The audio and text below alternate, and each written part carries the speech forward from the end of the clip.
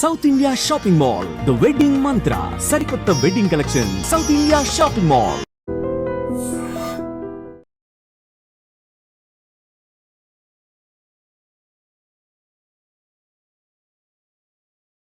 నా పేరు గిరిధరు.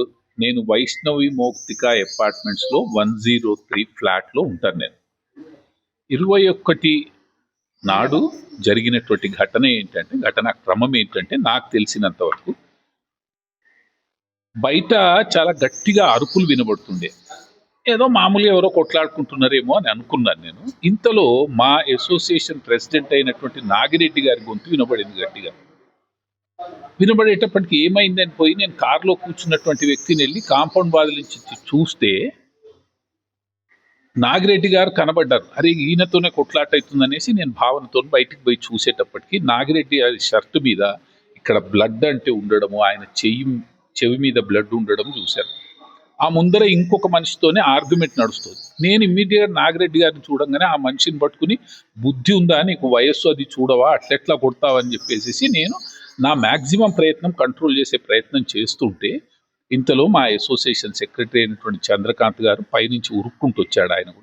ఆయన నేను ఇద్దరం కలిసి అయినంత వరకు ఆ పుట్లాటని ఆపేటటువంటి ప్రయత్నం చేసినా కానీ ఒకటే అరవడము, గట్టిగా ఆవేశంగా తిట్టుకోవడము, ఏమీ వాళ్ళు కంట్రోల్ కాలేదు. తర్వాత మెల్లిమెల్లిగా అది సబ్సైడ్ అయింది. గొడవ ఎందుకు వచ్చిందనంటే ఒక వోక్స్ వ్యాగన్ కారు, అంటే ఏ మనిషి అయితే ఇప్పుడు నాగిరెడ్డి అనబడే మనిషిని కొట్టాడు, ఆ నాగిరెడ్డి గారి కారు ఆ వోక్స్ వ్యాగన్ కార్ ముందరుంటే ఆ కార్కి ఈ కార్కి మధ్యలో హెయిర్ లైన్ అంత గ్యాప్ ఉంది. దానికి ఒకదానికొకటి ఏం తాకలేదు, హెయిర్ లైన్ అంత గ్యాప్ ఉంది, కానీ తాకుతుందా అనిపించేటట్టు కనబడింది. దాంతోనే ఆయన ఏం చేశాడట, ఇది నేను చూడలేదు, చూడండి తెలిసిన విషయం చెప్తున్నాను.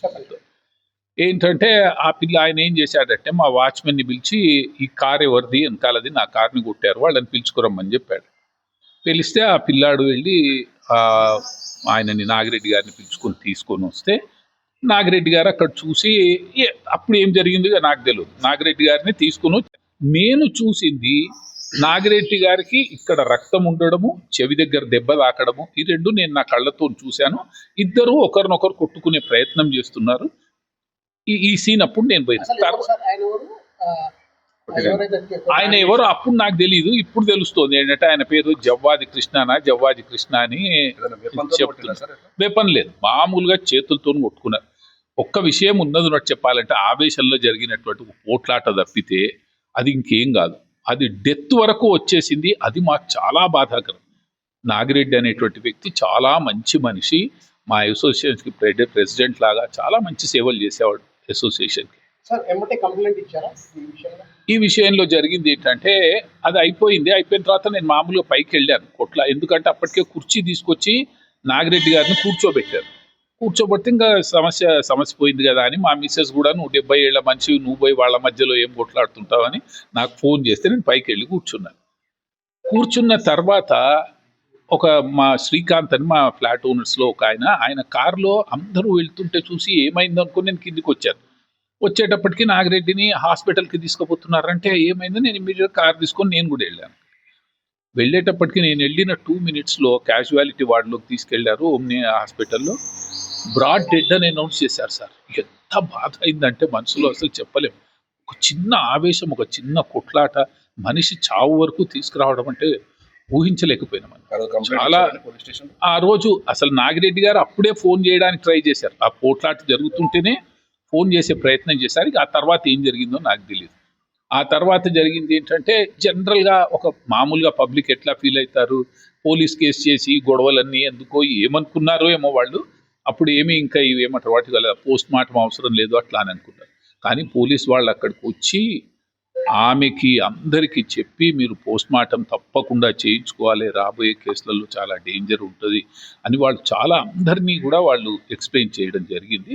అప్పుడు నేను అనుకుంటాను, బహుశా అది నేను చూడలేదు, అన్నపూర్ణ గారని వారి వైఫ్ పాపము, ఆమె అప్పుడు కంప్లైంట్ ఇచ్చినట్టున్నారు. ఇది జరిగింది, ఆ రోజు జరిగినటువంటి ఇన్సిడెంట్. ఎన్ని రోజులు అవుతుంది? ఎవరిని? నిందితుడిని మేము ఎట్లా పట్టుకునే అవకాశమే లేకుండింది మాకు. ఎందుకనంటే మేము ఎంతసేపటికి ఆ సీన్ అప్పుడంతా నేను లేనండి, ఏది చెప్పినా ఊహాజనితంగా చెప్పడం అవుతుంది, అట్లా నాకు చెప్పడం ఇష్టం లేదు. సంఘటన జరిగి 21st రోజు 21st రోజు ఈవినింగ్ 4:35 ఆ పీరియడ్ లో అనుకుంటాను, టైం నాకు ఎగ్జాక్ట్ గుర్తులేదు, ప్రాబబ్లీ అదే టైం. పోలీస్ స్టేషన్కి వెళ్ళారా మరి మీరు వచ్చి కూడా? మేము అప్పుడు ఇంకా వచ్చేసాము ఇక్కడ. తర్వాత నిన్న మొన్న రాత్రి మా దగ్గర అసోసియేషన్ మా జనరల్ సెక్రటరీ గారు వాళ్ళు మెసేజ్ పెట్టారు, మనం రేపు మార్నింగ్ 10 o'clockకి ఒక మీటింగ్ 10 o'clockకి అందరం కలిసి పోలీస్ స్టేషన్కి వెళ్దాము, ఆయన ఎవరైతే కొట్టాడో ఆ మనిషి ఇంకా అరెస్ట్ కాలేదు కాబట్టి మనం పోయి వాళ్ళ మీద మీరు ఎట్లా అయినా అరెస్ట్ చేయండి అని చెప్పి మనం అందరం రిక్వెస్ట్ చేయడానికి పోదాము అని మొన్న రాత్రి మీటింగ్ అయింది. అయితే సరే అనేసి నేను మామూలుగా 9:45 10కి నేను కిందికి వచ్చాను, అందరు కూడా వచ్చారు. నేను వచ్చే లోపలనే ప్రెస్ వాళ్ళు కూడా ఉన్నారు అక్కడ. వాళ్ళు ప్రెస్ వాళ్ళని నాకు తెలీదు, వాళ్ళకి మా సెక్రటరీకి వాళ్ళకి తెలిసేమో, వాళ్ళతోని మొత్తం జరిగిన ఇన్సిడెంట్ అంతా చెప్పడము జరిగిందన్నమాట. జరిగినప్పుడు వాళ్ళు కొన్ని ప్రశ్నలు అడగడము, ప్రశ్నలకు వీళ్ళు జవాబు చెప్పడం, అందులో నేను కూడా జవాబు చెప్పాను. ఆయనను పట్టుకున్నారా అది ఇది అని అంటే పట్టుకోలేదు, ఇంకా పట్టుకుంటే చాలా బాగుండేది, మనం పోయి ప్రెషర్ చేద్దామని వాళ్ళు అందుకనే పోతున్నాము అని చెప్పడం జరిగింది. ప్రెస్ వాళ్ళు అప్పుడు వెంటనే ఏమన్నారంటే మీరు వెళ్ళండి, వెళ్ళిన తర్వాత మేము కూడా పోలీస్ స్టేషన్కి వస్తాము, వచ్చేసి మేము కూడా వాళ్ళ దగ్గర అడుగుతాం, మీరు ఇంకా ఎందుకు పట్టుకోలేదని వాళ్ళు ఇద్దరు చెప్పారు. ఇద్దరే మనుషులు వచ్చారు, ఎక్కువ మంది రాలేదు. ఇది జరిగిన ఘటన. నేనేం citizen of this great country, I totally believe in the police. నాకు 100% కాన్ఫిడెన్స్ ఉంది, పోలీస్ వాళ్ళు తప్పకుండా న్యాయం చేస్తారు అనేటువంటి నమ్మకం నాకుంది. నాకు అన్నిటికంటే సంతోషం, నిన్న పోగానే అక్కడ కల్పబుల్ హోమిసైడ్లో కేసు బుక్ చేశారంటే నాకు చాలా సంతోషం అనిపించింది. కారణం ఏంటంటే ఇది మర్డర్ అని చెప్తే దాని వెనకాల ఇంటెన్షన్ లేని అసలు మొత్తం కేసే కొట్టేస్తుంది. నిన్న జరిగిన కేసు, నిన్న కేసు ఎప్పుడు జరిగిందో నాకు తెలీదు, నిన్న వెళ్తే చెప్పారు. కల్పబుల్ హోమిసైడ్ అని కేసు పెట్టడంతో కేసు కొంచెం స్ట్రాంగ్ అవుతుంది. అదే మర్డర్ అని కేసు పెడితే చాలా కష్టం, ఎందుకంటే ప్రూవ్ కాదు. మర్డర్ వెనకాల ఇంటెన్షన్ ఉండాలి, ఆ ఇంటెన్షన్ లేదు కాబట్టి దాన్ని ప్రూవ్ చేయడం కష్టమైంది. కానీ కల్పబుల్ హోమిసైడ్ అయితే it's very easy to prove అని నేను యాజ్ ఎ